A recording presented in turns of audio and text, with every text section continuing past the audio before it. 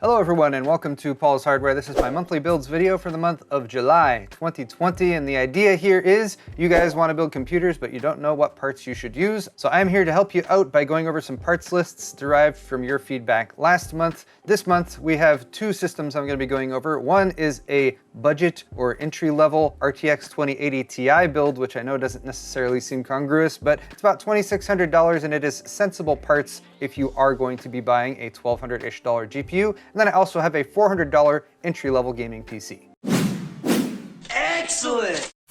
And if you want a tutorial or a guide or a walkthrough on building your own computer or getting it set up after it's built, check out my Beginner's Guide to Building a Gaming PC playlist. I have several, and I'm going to be continuing to add to that in the next week or two. Also, don't forget to check the description down below for the straw poll link for next month's straw poll. This was the straw poll for last month about the builds in July, and you guys wanted to see this updated budget 2080 Ti build, sensible parts. It's coming out to about $2,600 with the parts I chose.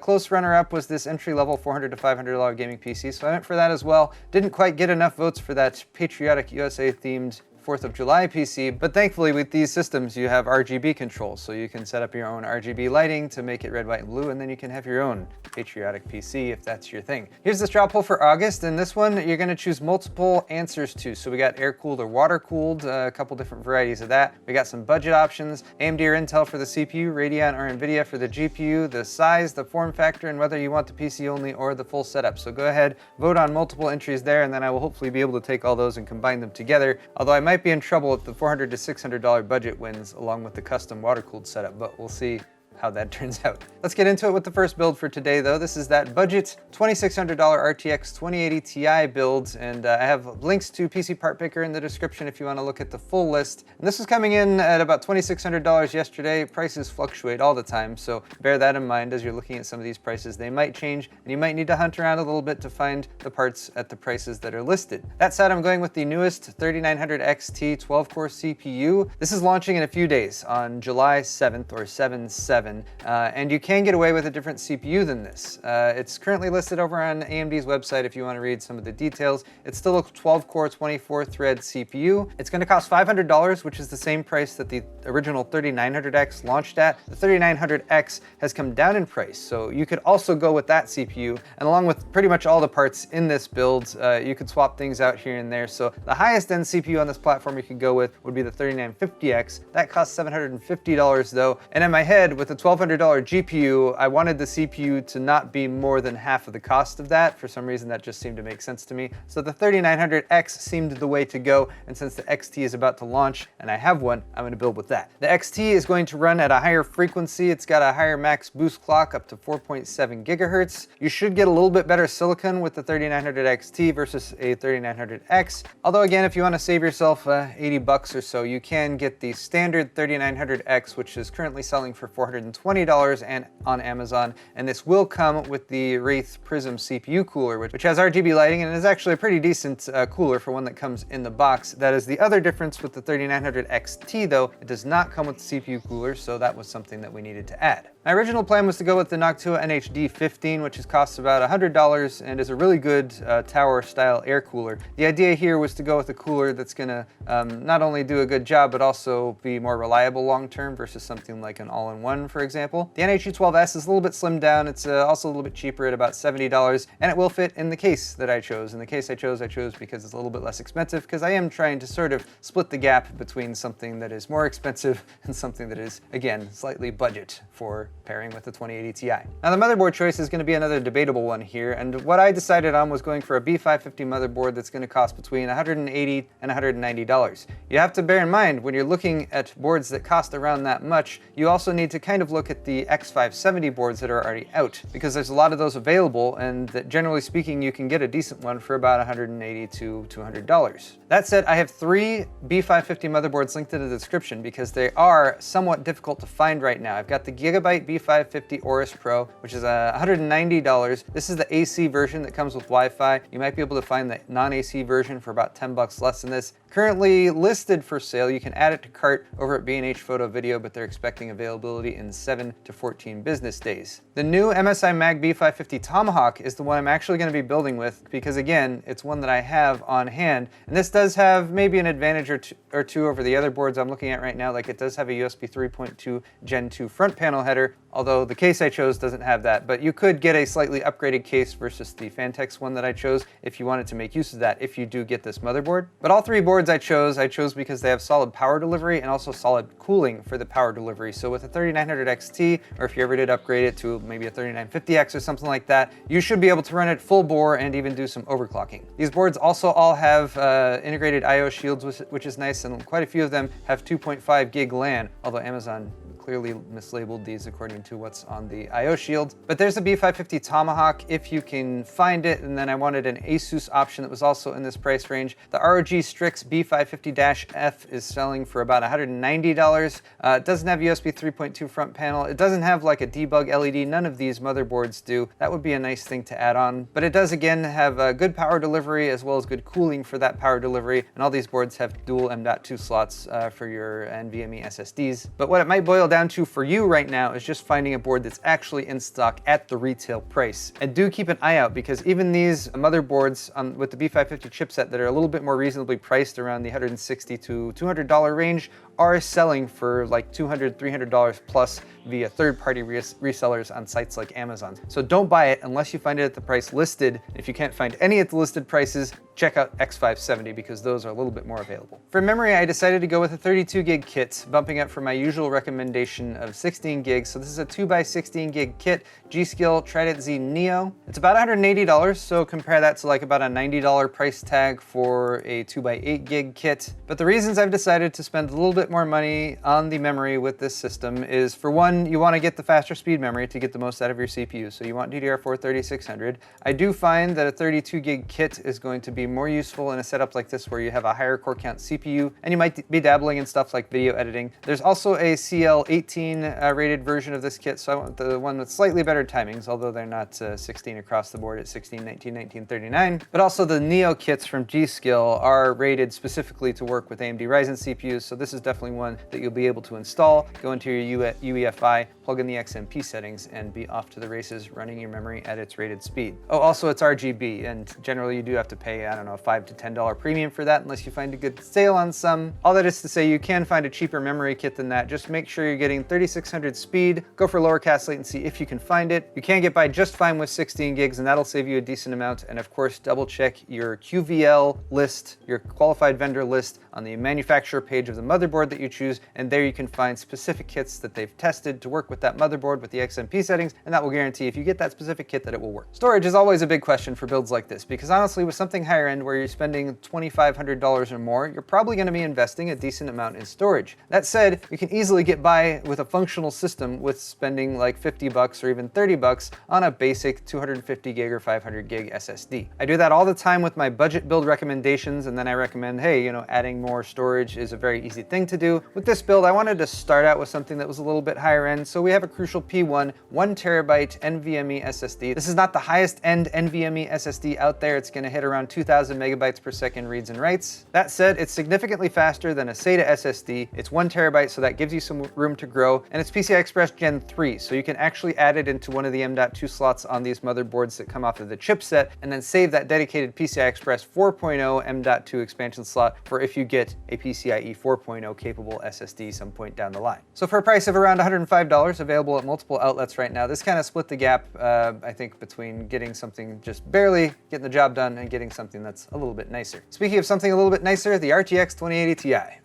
It's the fastest GPU out there right now. I should point out that we are expecting probably a 3000 series of GPUs to launch from NVIDIA at some point in 2020, although it's still a good guess as to when that will happen. So keep that in mind. If you're looking towards the future, you might want to hold off on investing in an RTX 2080 Ti right now. That said, if you want the best gaming GPU that's out there, it's what you want to get. You can find the Founders Edition for $1,200 pretty much straight up. There are some kind of cheaper versions with cheaper coolers available for like $1,100 to $1,150. Of course, we never saw the 2080 Ti widely available at $1,000 like Nvidia promised us back when it originally launched. But I guess that means that there are enough people out there who have $1,200 to spend on a GPU that it is apparently viable. I am going to be building with this Asus ROG Strix RTX 2080 Ti, the OC version, which currently sells for about $1,280, $1,290. It does have a really nice cooler and an out-of-the-box manufacturer overclock. That said, this is kind of the highlight of the builds, the most premium piece, the most expensive piece, so obviously there are other 2080 Ti's out there, so search around, check reviews, and find the one that matches your aesthetic tastes and that hopefully doesn't cost $1,500 or $1,600, because there are those out there,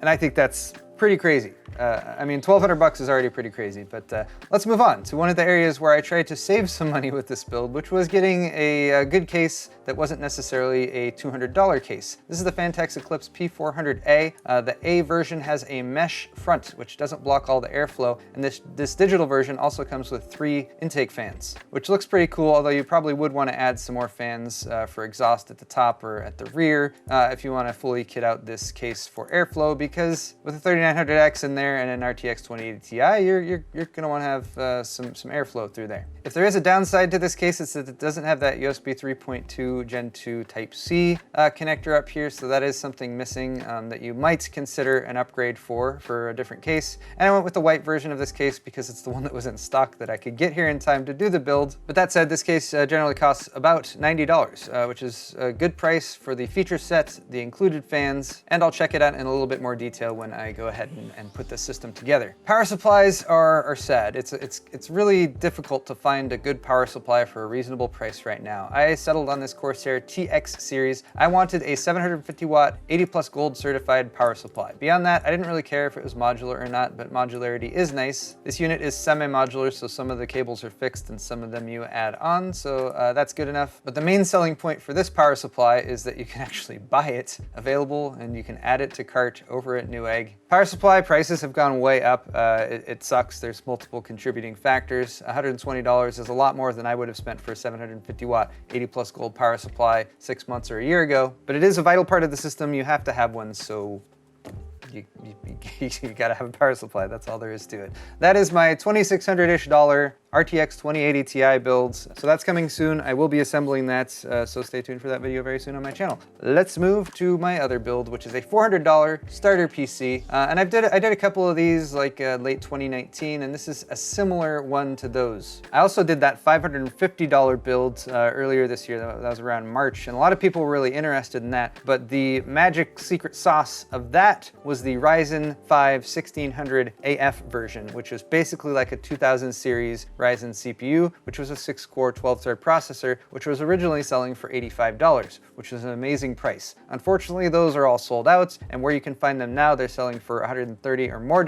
so it's really not a good value anymore. In my opinion, if you're building an entry-level system for around the $400 to $500 price range, you should have your eyes on a few things. One is going to be an upgrade path, because I'm assuming you're just getting by, you're just getting yourself out of the door with a price of around $400, but maybe you'll come into some money in a few months or a little bit later down the line. So that is what I'm aiming for here, is a combination between a functional system, an upgrade path, and actually finding parts that are in stock, because again, that's just really challenging for certain specific components right now. So our CPU is the Ryzen 3 3200G. It's a quad core without hyper-threading or SMT, so you get 4 cores and 4 threads. It's not exactly a beast when it comes to compute power, but it does have integrated Radeon graphics. So with this, you can get away with some light gaming, playing at 720 or 1080. You might not be able to max out the settings. It's going to depend on the games that you play, but it will be functional for gaming. And for integrated graphics, it's actually not too horrible at all. This is actually the 3400G box, but I'm just using it as a visual aid. Another option for building a system at this price would be the newly launched Ryzen 3100 and 3300X, which are quad-core CPUs that are true 7 nanometer 3rd gen Ryzen CPUs. Unfortunately, those were also supposed to sell for $100 and $120 respectively, and those are also very difficult to find depending on your area, and those are just CPUs, they don't have the integrated graphics, so you would need to add a discrete GPU along with those. That said, if you can find them, I think they are going to be a pretty decent jump up in CPU compute power over the 3200G. You will just need to also add probably $100 to $150 to get yourself an entry-level graphics card along with those,